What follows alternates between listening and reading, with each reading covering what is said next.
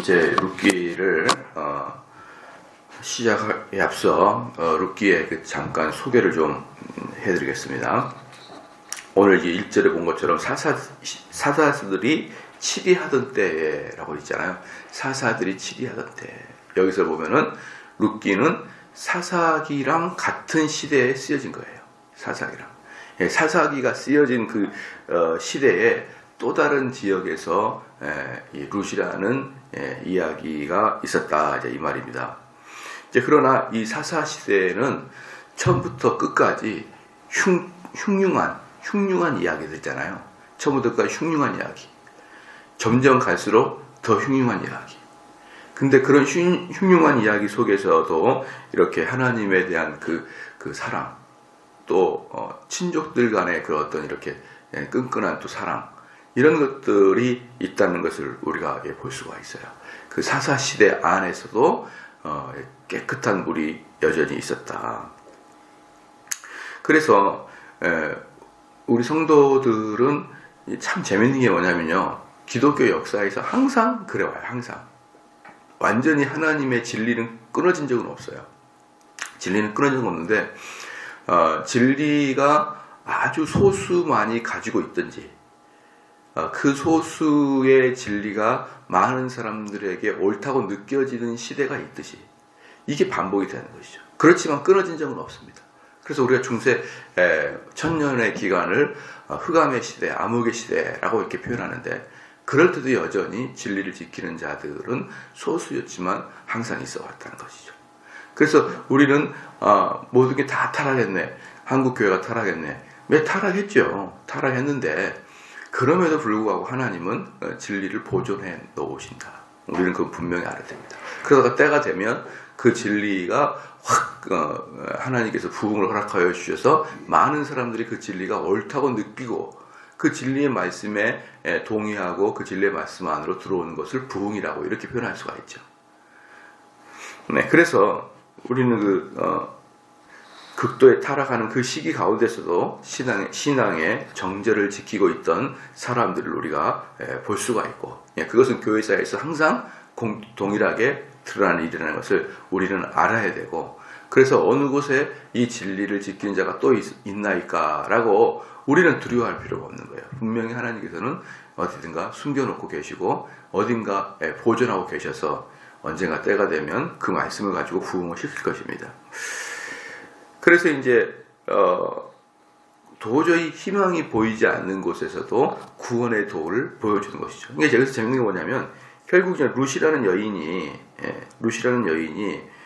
보아스라는 남자에 의해서 구원을 받잖아요. 구원을. 룻이라는 여자가 보아스라는 남자를 통해서 구원을 받아요. 이게 이제 룻기의 전체입니다. 그리고 룻기는 1장, 2장에서는 룻이 어떻게 헌신하였는지, 3장, 4장에서는 어떻게 룻이 보험을 받는지, 그 두 가지예요. 두 가지 이야기인데, 결국 룻은 어떻습니까? 거의 거지처럼 죽을 수밖에 없었던, 밥을 얻어먹을 수밖에 없는 그런 인생에서, 왜? 그 어머니 나오미하고 룻 둘밖에 없거든요. 둘 다 여자. 누가 거들떠 보지도 않는 이제 나이든 여자. 이런 거기 때문에 이들은 완전히 이제 그 거지와 같은 삶을 살 수밖에 없었는데, 보아스라는 남자를 통해서 구원을 받았다. 그러니까 룻기도 결국 뭡니까? 구원론이에요. 구원론입니다. 그렇기 때문에 이 구원이라는 것을 그대로 보존하였다. 우리가 그러면은 진리를 보존한다. 그게 무슨 뜻이냐? 성경의 66권을 다 보존한다. 그런 뜻이 아니에요. 그걸 누가 다 보존하겠습니까? 그렇죠. 한 사람이라는 인생, 또 한 집단이라는 인생이 어떻게 성경 66권을 전체를 보존할 수가 있습니까? 그것은 교회가 아주 흥황할 때, 많은 사람들이 각각 한 곳이, 어떤 분은 창세기, 어떤 분은 출애굽기, 창세기에서도 어떤 분은 1장부터 10장까지 이렇게 다 박사들이 자기들 나름대로의 전문 영역이 있어가지고 그것들을 총체적으로 모으면은 66권이 되더라. 그래도 한두 명의 사람, 한두 집단이 어떻게 66권을 다 보존하겠냐 이 말이에요. 물론 성경체가 가지고 있겠죠. 그러나 절대로 잊어버리지 않는 게 뭐냐면 구원론을 잊어버리지는 않았다는 것이죠. 구원론을 잊어버리지 않았다. 그래서 언젠가도 말씀드렸지만 사도 바울은 한 교회에 짧게 있었어요. 짧게 있었다. 길어봐야 3년, 짧으면 한 달. 뭐 이렇게 짧게 있으면서도 그것을 교회라고 불렀던 것은 뭐냐 그러면은 성경 66권을 아니 66권이 아니죠. 바울이 있었을 때는 신약 자체가 없어졌으니까. 구약만 가지고 있었으니까 그렇게 있으면서도 짧게 교회를 개척해 나갈 수 있고 그게 온전한 교회가 될 수 있었던 것은 구원론을 완벽하게 전수했기 때문에 바울은 그 다음에 제자한테 넘기고 자기는 교회를 떠날 수 있었다라고 볼 수 있었죠. 그렇기 때문에 우리는 이 구원이 얼마나 중요하냐. 우리는 우리가 마지막에 인생을 마감할 때 이 구원에 대한 아주 선명한 도를 가지고 우리는 인생을 마감해야 되는 것입니다. 이제 저자가 누구냐 그러면요. 이 룻기의 저자는 누군지는 확실치가 않아요. 확실치가 않는데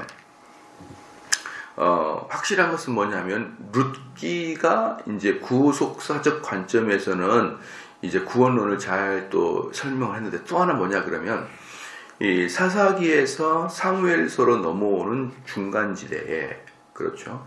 중간지대에 왜 왕이 형성됐는지 아니 좀 더 구체적으로 말하면 어떻게 다윗의 왕조가 만들어졌는지 그것을 보여주고 있는 거예요. 사사시대에서 사무엘서로 넘어올 때 왜 다윗의 왕조가 시작됐는지를 성경의 역사에서 그 완충적인 역할을 하고 있다 이 말입니다. 그래서 룻기는 분명히 다윗에 대해서 잘 아는 사람이다.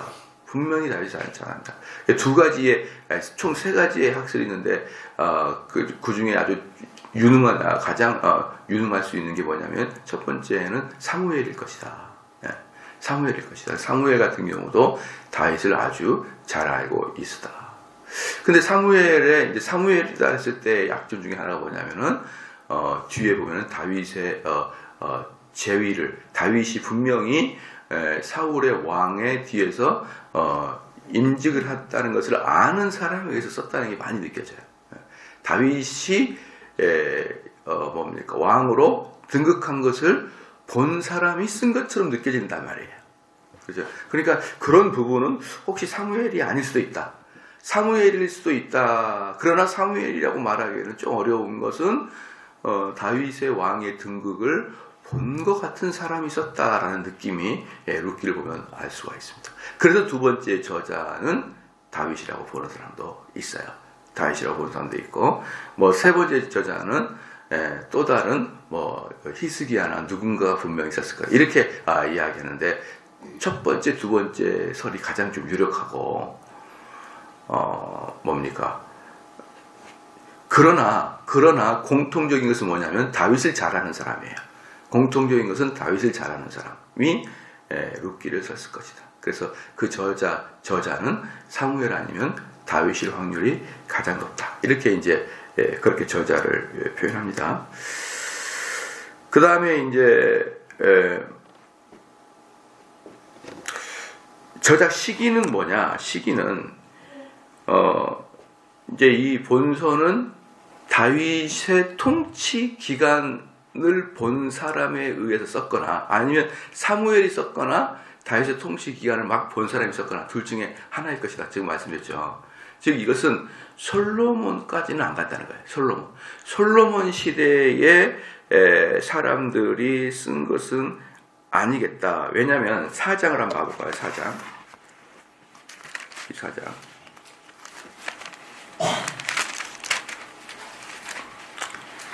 17절 말씀부터 보면요.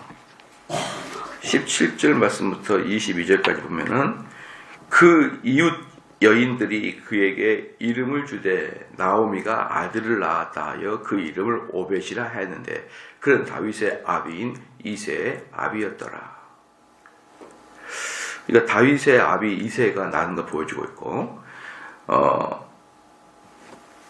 그 다음에 베레스의 세계는 이러하니라. 베레스는 헤스론을 낳고 헤스론은 람을 낳고 람은 암미나답을 낳았고 암미나답은 나손을 낳았고 나손은 살몬을 낳고 살몬은 보아스를 낳고 보아스는 오벳을 낳고 오벳은 이새를 낳고 이새는 다윗을 낳았더라. 그러니까 여기서 이제 다윗을 잘 아는 사람인데 다윗의 족보를 이야기해 주는 거예요. 그러니까 다윗이 왕이 되는 배경을 보여주고 있는 게 룻기예요. 룻기. 그런데 누구는 없죠? 솔로몬은 없죠. 그래서 만약에 이 저자 연대가 솔로몬 시대까지 넘어온다 그러면 이 도표에 솔로몬 이름이 없을 리가 없다. 그래서 이제 이 사람을 이 저자 연대를 어떻게 표현하냐 그러면은 다윗을 잘한 다윗이 초창기 사람이든지 아니면 그러니까 여기 보면 22절에 보면은 다윗을 낳았다. 다윗을 이야기하려고 쭉 글을 썼죠. 그러니까 22절의 목표는 누구냐면 다윗이 왕위에 등극한 것이 느껴진다 이 말이에요.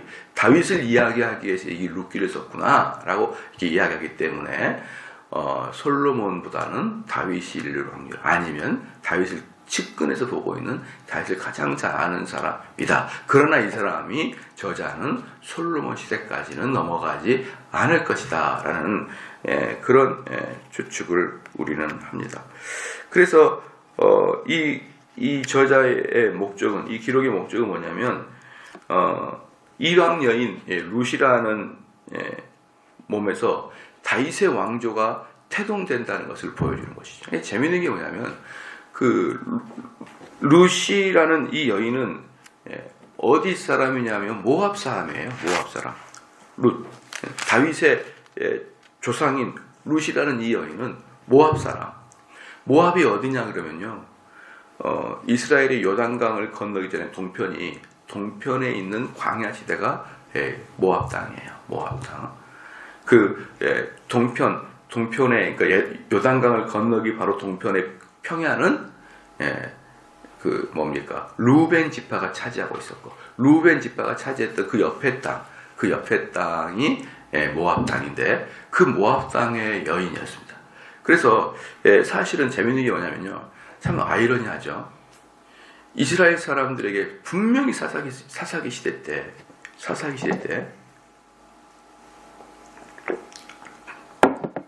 하나님께서 이방 사람과 혼을 하지 말라고 했죠.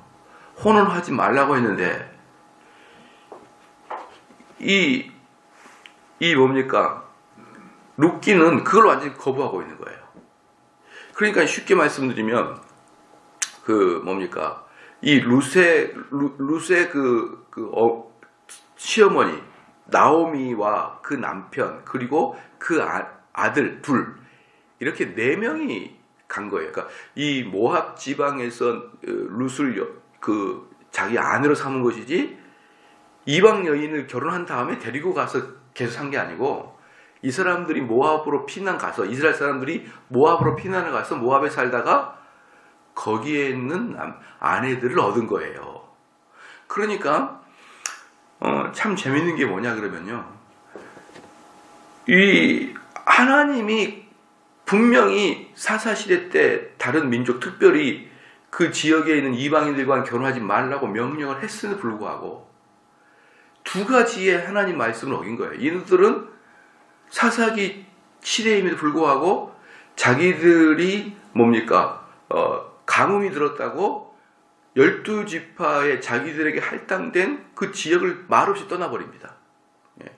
자기들이 굶주렸다고 자기들이 먹을 게 없다고 하는. 그런데 모압 지방도 여전히 사막이 지대이긴 하는데 거기는 뭐가 있냐면은 강이 있어요. 강이 있기 때문에 사시사철 강이 마르지 않는 곳이 있기 때문에 아마 거기는 뭡니까? 가뭄의 시간에서도 분명히 좀 먹을 게 있었던 것 같아요. 거기 가서 먹을 것을 얻는 대신에 사실은 하나님께 징벌을 받은 것 중에 하나가 그 지역 여인들을 자기 아들의 아내로 줬다는 거예요. 여러분 그거 아시죠? 삼손이 계속 이방 여자랑 결혼하려고 그러니까 그 부모가 계속 싫어했잖아요. 결국 삼손이 멸망하게 된 게 뭡니까? 이방 여자들 때문에 삼손이 멸망해요. 그게 그 뭡니까? 삼손에서 분명히 보여주고 있는 하나님의 뜻이거든요. 근데 이 룻 자체도 삼손보다 더 흉악하죠. 온 집안이 모압 지방으로 이사를 가서 그 아버지가 아들들한테 모압 여인들하고 결혼하게 내비둔 거예요. 두 번째 징벌이 뭐냐 그러면요. 그 참 재미있습니다. 여러분 만약에 하나님의 명령을 어겨. 근데 여기서 보면은 하나님께서 그 뭡니까? 룻이라는 이 가족을 책망한 적이 없어요. 이게 보면 참 재밌습니다. 룻은 분명히 다윗의 조상이 됩니다. 그런데 룻은 잘못한 게 없죠. 그래서 누가 잘못한 겁니까? 이 나오미 가족이 잘못한 거예요. 나오미 가족이 잘못한 거죠. 그러니까 룻이라는 여인은 잘못한 게 없어요. 모압에서 태어난 이유밖에 없거든요. 그러나 실제 잘못은 이 나오미라는 여자의 그 사람들의 잘못이에요. 하나님이 여기에 대해서 보응한다 안 한다? 하죠. 어떻게? 다 죽여버리잖아요. 거기서. 그 남편 죽이고 그 두 아들 죽였어요. 그러니까 성경에서 분명히 보응하고 있는 것을 여러분 룻기를 통해서 봐야 되는 거예요. 그 사람들이 그냥 그 뭡니까? 룻에만 관심이 가죠. 룻에만 관심 가는데 그야 주인공이니까 관심이 가겠죠. 그러나 하나님의 편에서 보라 이 말이에요. 그럼 하나님 편에서 본다 그러면 하나님 명령을 어기는 것에 대해서는 분명히 어때요? 처벌하고 너는 너희 집은 나오미 너희 집은 내가 다음에 너희 집을 통해서 다윗의 가문을 형성할 거니까 너희들은 좀 죄를 지어도 내가 용서해 줄게. 내가 은혜로 너희를 봐줄게. 천만의 만만의 말씀이에요. 죄는 죄대로 하나님의 선한 역사는 선한 역사대로 따로따로 합니다. 따로따로. 전혀 하나님은 그냥 넘어가지 않아요. 그렇죠? 그렇게 보여주는 것이죠. 그래서 실질적으로 그리스도께서 이 다윗의 왕조에서 태어나서 그리고 결국은 온 세상의 왕 중의 왕이 바로 이 룻의 가문에서부터 나온다는 것을 여러분 이걸 알아야 되는 것이죠. 그러니까 우린 단지 이 룻이라는 그 가문이 다윗의 가문을 태동시켰다라고 보지만 그렇지 않죠. 다윗의 가문이 아니라 예수 그리스도의 가문을 태동시킨 게 룻이에요. 룻. 그러나 그 룻이라는 그 가문이 태동할 때 그 이스라엘 사람 유대인이었던 나오미의 집은 죄를 졌으므로 그 집은 다 하나님께서 보응해서 산산조각 내버리고 그들은 끝나버리는 거예요. 끝내버리는 겁니다. 끝내버리고 그리고 나오미를 그러니까 룻을 통해서 그리고 보아스를 통해서 룻과 보아스를 통해서 그리고 사실은 그러면 보십시오. 그 보아스를 데리고 왔던 나오미의 사람들은 결국 낙동강 오리아 신사가 되는 거예요. 그냥 보아스로 와버리잖아요. 룻에서 보아스로 오잖아요. 당시에 갖고 있던 그 남편의 가족들은 다 역사 속에 사라져 버리고 마는 것입니다. 참 이제 이런 걸 보면은 자꾸 제가 말씀을 드리지만 이 한국 사회에 한국 교회의 부흥과 한국 교회의 깨어남을 위해서 내가 불쏘시개, 부지게이와 같은 존재가 되어서 불을 살린 다음에 나는 꺾여서 불에 태워지지 않나 그런 존재가 되면 참 슬프겠다 이런 생각 많이 합니다. 이런 생각 많이 해요. 나는 한국 교회가 불타오르는 도구로만 사용하였지 실질적으로 내가 하나님 앞에 죄를 지어서 버림받아 버리면 이것은 그야말로 나오미의 가족과 같은 그런 낙동강 오리알과 같이 된 신세가 되고 말고 실질 소프트라이트는 룻과 어때요? 보아스에게 다 가버리고 자기는 결국 이 사람 뭡니까? 나오미 집안은 뭐예요? 결국 룻을 모압에서 어때요? 이스라엘 땅으로 데리고 오는 징검다리 역할만 딱 하게 되는 것이고 다 죽죠. 그렇죠. 나오미는 결코 복받은 사람이 아니죠. 남편과 아들 둘이가 죽었는데 결코 복받은 사람이 아니죠. 그래서 그 기록 목적이 바로 그거예요. 다윗의 왕조를 보여주는 것이고 그 왕조가 예수 그리스도의 그 가문까지 내려온다는 것을 보여주기 위해서 기록되었다라는 것을 보여주면 됩니다. 그래서 이제 이 룻이 그래도 또한 좋은 게 뭐냐 그러면은 아주 짧은 구절이지만 이스라엘의 그 풍습들을 잘 보여줘요. 풍습들을 잘 보여요. 이스라엘 사람들이 추수할 때 가난한 사람들이 추수해서 떨어진 그 밀 있잖아요. 그것을 주어서 자기 것으로 할 수 있다는 이런 그 제도. 그 제도를 보여주는 게 룻기밖에 없죠. 참 이스라엘 보면은요. 그거잖아요. 이렇게 사람들이 이렇게 추수할 때 탁 가면은 떨어져 떨어지면 내비둡니다. 근데 보아스가 룻을 어여삐 여겨서 그 종들한테 뭐라고 합니까? 많이 떨어뜨려라, 많이. 이렇게 흔들고 다녀라, 흔들고 다녀. 예? 이렇게 해서 막 은혜를 보여주잖아요. 그러니까 이런 걸 보면 어때요? 바로 이게 공동체의 삶인 거예요, 이게. 여기서는, 여러분, 돈을 쓰는 방식이 세 가지 방식이 있는데요. 첫 번째, 내 돈은 내가 쓴다. 그렇죠. 내 돈은 내가 쓴다. 두 번째, 너의 돈은 너이 쓴다. 너의 돈을 너이 쓴다. 세 번째, 너의 돈을 내가 쓴다. 세 가지가 있어요. 세 가지가. 이 세 가지는 인간이 어쩔 수 없이 였는데 내 돈은 내가 쓴다. 이것은 아주 극단적인 뭡니까? 자유시장 경제를 추구한 사람들. 내 돈은 내가 쓴다. 내가 모아서 내가 전략했어. 그럼 이 사람들 어때요? 돈을 가장 아껴 쓰겠죠. 내 돈을 내가 씁니다. 돈을 버는 아빠보다 돈을 받아 쓰는 아들이 돈을 더 잘 쓰죠. 그 내 돈은 잘 못 쓰는 거예요. 누구한테 받은 사람은 쉽게 쓰는데 내가 번 돈은 내가 잘 써. 너의 돈을 너이 쓴다. 이게 세금이죠. 그죠?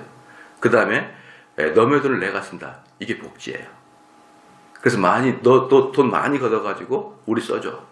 이렇게 말하는 거. 그러면 여기서 제일 돈을 흥청망청 쓰는 게 너의 돈을 내가 쓴다죠. 그러니까 여러분 이게 지금 현대에서는 점점 너의 돈을 내가 쓴다로 바뀌어요. 너의 돈을 내가 쓴다. 이것은 사람을 도덕적 윤리적 해이하게 만듭니다. 그래서 요것을 아주 잘 이렇게 적절하게 혼용을 잘 해가지고 정말 이렇게 이 보아스처럼 마음이 좋은 사람들이 이렇게 가난한 자를 돕고자 하는 마음으로, 그래서 내 것을 너가 좀 써라, 이렇게 하면 참 좋아요. 참 좋은데 이것을 법제화시키면 나중에 어떻게 됩니까? 이렇게 되면은 이제 도덕적 해이가 드러나죠.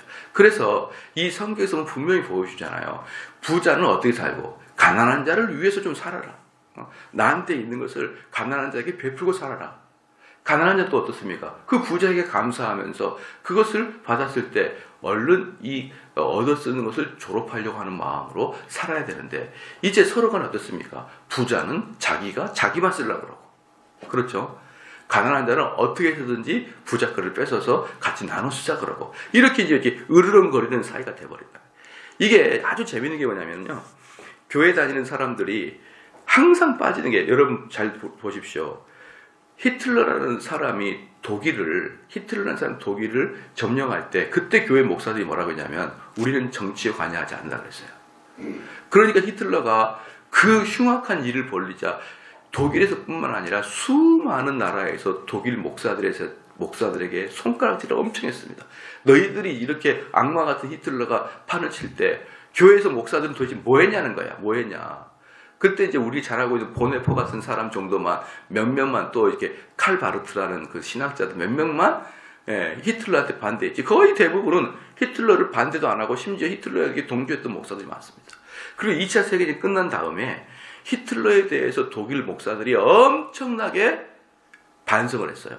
우리가 이렇게 악한 왕이 나올 때, 우리가 악한 정책을 펼 때 우리 목회자들이 가만히 있었던 게 너무나 하나님께 죄송합니다. 그래가지고 이제부터는 독일 목사들도 독일 국가와 정치와 또 지도자들에 대해서 적극 개입하기 시작했어요. 예. 2차 세계 끝난 다음에. 그리고 적극 개입했는데 독일 목사들의 70%가 사회주의 공산주의로 갔습니다. 예. 이러면 어떻게 생각합니까? 그래서 동독이 만들어지고, 그래가지고 독일이 좌경화가 돼버린 거예요. 목사들이 거의 대부분 공산주의를 참여했습니다. 왜 그럴까요? 왜 그럴까? 성경과 사회주의는 비슷하거든요. 정말 비슷해요. 단 하나, 자발적이냐 법이냐 이거예요. 가난한 사람을 자발적으로 돕느냐, 이건 성경입니다. 가난한 사람을 자발적으로 도우라, 법을 제정하고 세금을 겁니다. 이건 사회주의예요. 이게 이제 올라가면. 그래서 여러분 지금도 제가 목사님들하고 많이 토론하고 목사님들의 글을 보면은 그들의 마음은 선량해요. 그들의 마음은 너무나 좋아요. 그래서 우리가 가난한 사람을 돕는 게 성경적인 원리 아니냐. 그럼 우리 국가가 가난한 사람을 돕기 위해서 재벌들에게 돈을 많이 빼내서 가난한 사람 도와주는 게 그게 그래도 내 돈은 내가 쓰는 것보다는 좀 더 성경적이지 않느냐라고 생각하는 경우가 많습니다. 그런데 역사를 보면은 그게 사회주의로 가요. 우린 정말 이 보아스와 룻의 관계를 보면서 그럼에도 불구하고 복지의 가장 큰 핵심이 뭐냐 그러면은 이 사회에서 도저히 자생할 수 없는 사람들에게 국가가 나서서 보호를 해주는 게 복지예요. 복지는 그 정도가 딱 좋아요. 그 정도가. 그런데 재밌는 게 뭐냐면 우리 조카들이 지금 군대에 있지 않습니까? 우리 조카들이 군대에 있거든요. 제가 군대에 있을 때는 제가 군대에서 격리계를 했기 때문에 잘 알아요. 격리계를 했는데 2등병 때 월급이 7,000원이었습니다. 2등병 때. 그리고 병장 때 12,000원. 그러면 그 당시에는 7,000원이 그래도 큰 돈 아닐까요? 12,000원이 큰 돈 아닐까요? 천만의 말씀이에요. 7,000원이면은 그때 초코파이 한 박스 사고 몇 개 사면 끝. 그러니까 우리로 지금 보면 초코파이 이렇게 큰 거 몇 개 사고 나면 끝이에요. PX에서. 정말 돈이 없었죠. 근데 지금 우리 조카들은요, 휴가 나올 때마다 목사님이라고 선물을 사옵니다. 목사님, PX에서 싸가지고 로션 사왔어요. 아니, 무슨 군인이 무슨 돈이 있냐? 지금 40만원 받아요. 60만원 받아요. 그래요. 아니, 무슨 놈의 돈을 그렇게 많이 받냐? 돈을 모아와요. 그래서 옛날에는 우리가 군대에 가서 휴가 나오면은 부모님이나 삼촌이 용돈 해라 주잖아요. 이렇게. 그래, 네 친구 만나가지고 실컷 놀아라. 용돈이나. 지금 걔네들이 엄마 아빠 선물 사와요. 엄마 로션이에요. 이 로션은 그 발바닥 밑에 바르는 거 좋아요. 이러면서 사와요. 그리고 청년 실업수당도 있고. 청년 실업수당은 청년이란 이유만으로 한 달에 얼마씩 국가에 줍니다. 이렇게 나가는 것이 성경적 느끼는 것은 여러분들은 하나님 법도를 잘 몰라서 그래요. 성경은 이렇게 하는 게 아니에요. 진짜 가난한 자에게 선별적으로 그들에게 주는 거예요. 살아낼 수 있으라고. 그러나 그 과정을 영원토록 유지하게 못하게 어때요? 그렇게 법제화시키질 않습니다. 빨리 가난에서 벗어나도록 그들을 독려하려고 그러면 계속 지원해주면 안 됩니다. 그래서 여기 룻기 같은 게 보면 우리가 알 수 있는 게 뭐냐면 하나님이 가난한 자를 어떻게 도우는 방법을 다 보여줍니다. 어떻게 보이냐면 아주 교회에서 종교적인 단체에서 성도들에게 강력하게 가난한 자를 도와라 라고 이야기를 해야 되는 거예요. 너희들이 하나님이 주신 돈을 그저 가지고 있지 말고 이 돈을 강력하게 도와라. 그래서 어떤 게 가장 좋냐 그러면요. 이건 초대교회 방식인데 그럼 누가 가난한 자를 도와야 되냐 그러면요. 교회가 가난한 자를 돕는 거예요. 교회가 가난한 자는 어떠냐 그러면 그래서 교회는 구제헌금을 많이 해야 됩니다. 구제헌금을 가지고 교회에서 당회에서 보기에 저분들이 가난하다 그럼 그분을 돕는 거예요. 그분을. 그게 교회의 역할 중에 하나였던 거예요. 초대교회 때. 그렇죠. 그래서 부자들은 자기들의 버는 것의 11조를 하나님께 드리는 거예요. 그럼 부자들이 드리게 되면은 그 교회에서는 그들을 자발적으로 드리는 것이지 그들을 법률적으로 드리는 게 아니에요. 자발적으로 드리면은 교회 안에 공동체 안에 있는 사람들이 가난해가지고 교회로부터 이 지원금을 받으면요. 특징이 뭐냐 그러면 미안해서 못 견뎌요. 그래서 몇 번 받다가 빨리 이 가난함을 벗어나려고 열심히 노력합니다. 근데 이걸 국가에서 받아버리면 절대로 미안함을 못 느끼죠. 미안함 못 느껴요. 아무도 모르고 그냥 국가에서 계속 내 통장에 툭툭 들어오는 것이죠.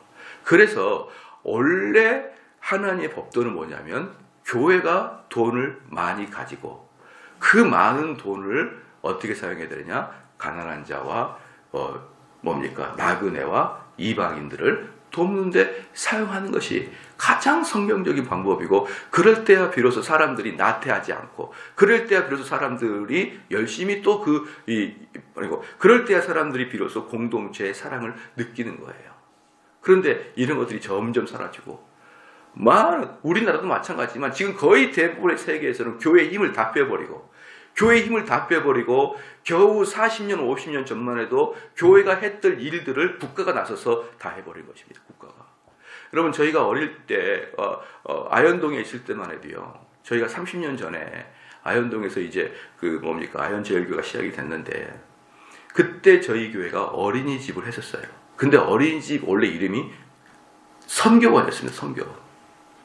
선교원을 해가지고 그때 저희들이 어린이집을 새로 시작할 때 뭐였냐면은 이 선교원을 해서 그 동네에 좀 유치원에 가기 어려운 애들 좀 싸게 해서 그들에게 성경을 가르치고 그것을 전도의 장으로 만들기 위해서 교회에서 물질을 투자해가지고 오히려 손해를 감수하면서도 그 아이를 우리 교회가 키워냈으며 거기에서 아이들을 전도하고 그랬어요.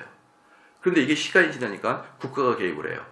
어떻게 국가가 개입을 하느냐? 국가가 돈을 지원을 해줘요. 그러니까 예를 들어서 한 아이가 유치원 오게 되면은 한 아이가 만약에 60만 원을 내야 된다. 그럼 30만 원은 국가가 주고 30만 원은 이 사람이 내는 거죠. 이렇게 국가가 개입을 하더니 나중에 너희들 국가에서 돈 받으니까 어떻게 하라? 기독교 가르치지 마라. 딱 이렇게 나오더라고. 아니면 받지 말든가. 그럼 어떠세요? 기독교 안 가르쳤죠. 먹고 살라니까. 또 그럼 어떻습니까? 밥 먹을 때 기도시키지 마라 그랬어요. 구청에서 밥 먹을 때 기도시키지 말라 했어요. 왜? 엄마가 구청에 컴플레인 걸었거든요.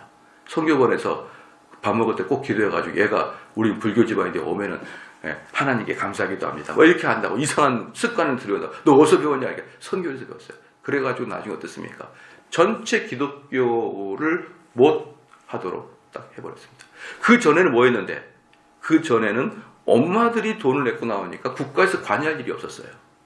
근데 엄마들에게 돈 반만 내 이렇게 복지를 주더니 나중에는 국가에서 개입을 해가지고 계속 교회를 감시감독했습니다.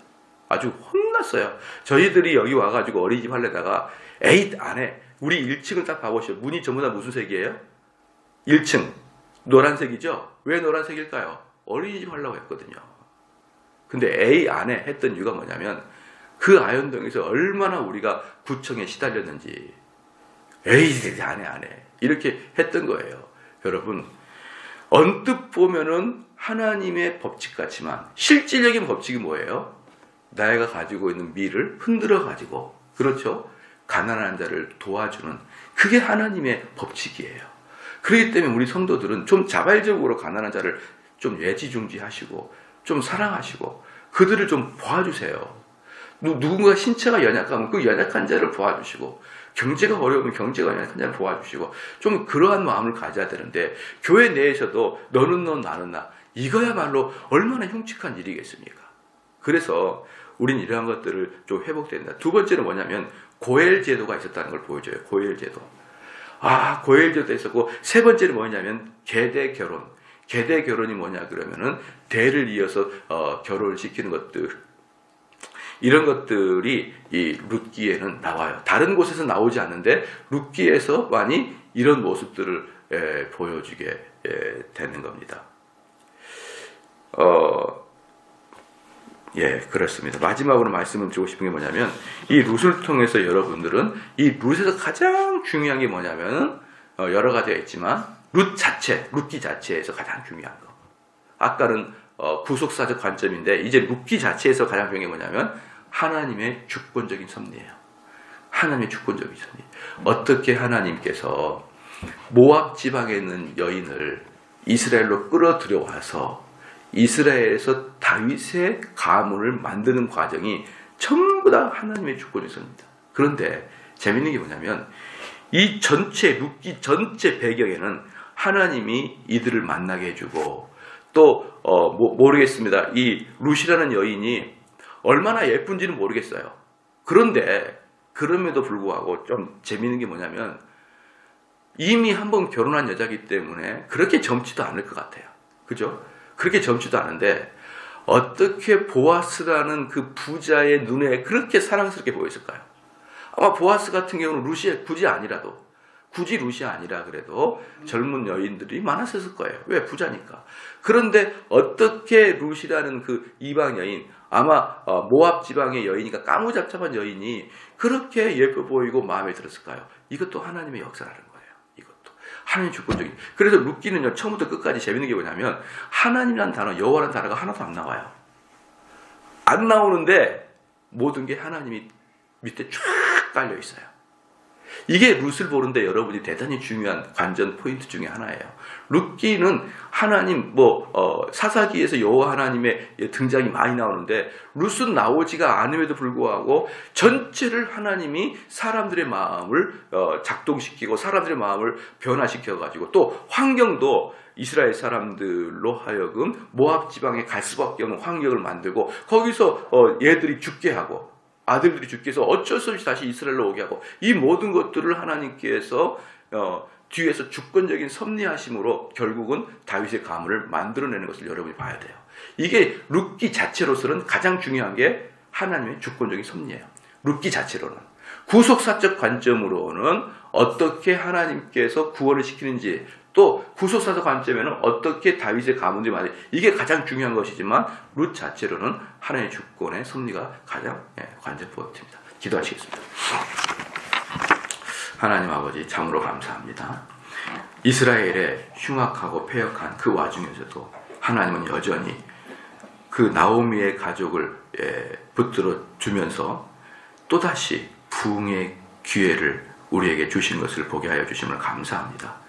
이 험악하고 이 주권이 없고 왕이 없고 그 기준이 없는 이 시대에도 여전히 하나님을 섬기는 그러한 자들이 있었으니 주여 저희 이 시간에도 이 한국의 교회에서도 분명히 그러한 자들이 있는 것을 우리가 믿고 의심하지 않나이다.